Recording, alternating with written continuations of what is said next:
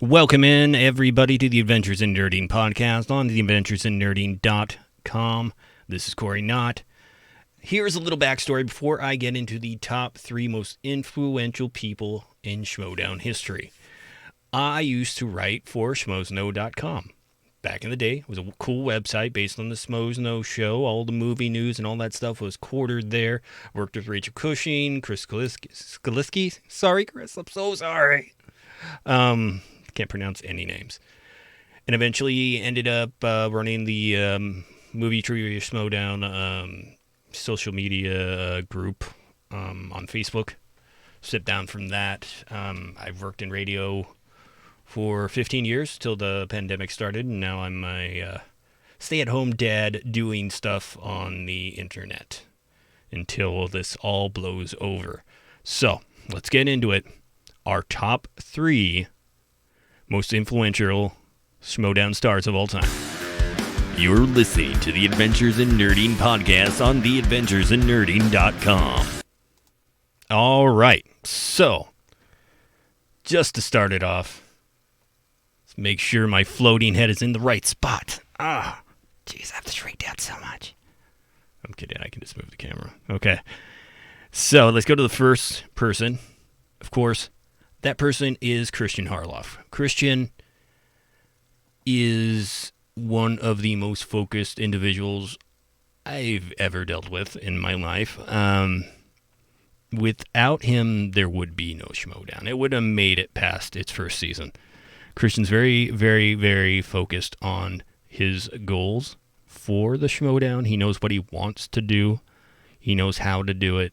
He brings in all the right people. It doesn't matter what project you've seen him work on. SEN, Collider, AMC Movie Talk. The guy knows talent. Knows how to pick talent. And it's just surprising the amount of talent he's picked out. And that this overwhelming drive that has brought this ship, forward and made it bigger and bigger and bigger and bigger every season. Like, you guys don't know what you have in store for you, because I'm sure his plans are huge.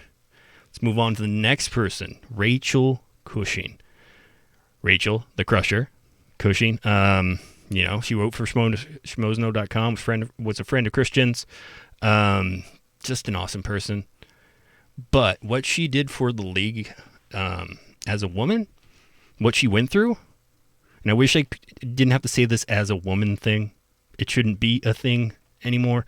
But what she went through when the Schmoedown was first kind of starting and, getting interactive and all that stuff, like the things men said to her,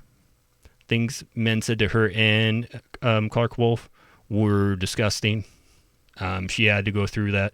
The Schmoedown community had to really check itself.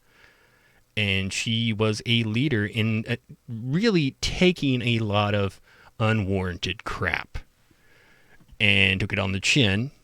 Was very, I hit the cliche of saying brave, but yeah, very brave and very professional. And also a double belter. She's someone that not just women, men, anyone should look up to in this particular sport. Because what she went through to get to the top is a lot harder than anybody else is going to go through. Like, she paved the way, took all the crap, got all the cuss words said to her.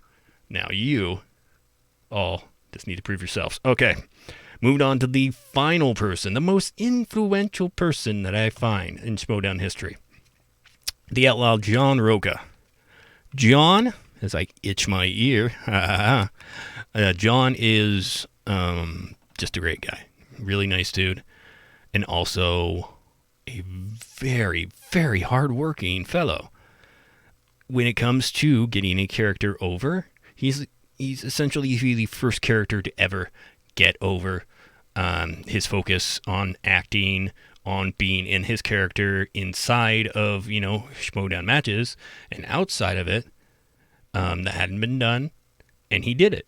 He is really, again, the first character that ever got over. He worked extremely hard. That hat's not a thing for him. The guy has a sexy set of hair. He doesn't need that hat. But you know what? It goes with that character, that anti-hero, that badass. And he worked very, very, very hard and paved the way and wrote the book on how you get over in this particular sport. Like if you're someone from Fan Leagues, if you want to get into the Schmoedown, watch John's matches. John is the consummate professional, the person you should, base your career off of if you're trying to go down this route of Schmoedownness? Schmoeviness? I don't know. But that's my list. I tried it. If you want me to do more, like, subscribe. The Adventures in Nerding on YouTube. You can find me on Facebook and Twitter. You can go to the Adventures in Nerding group.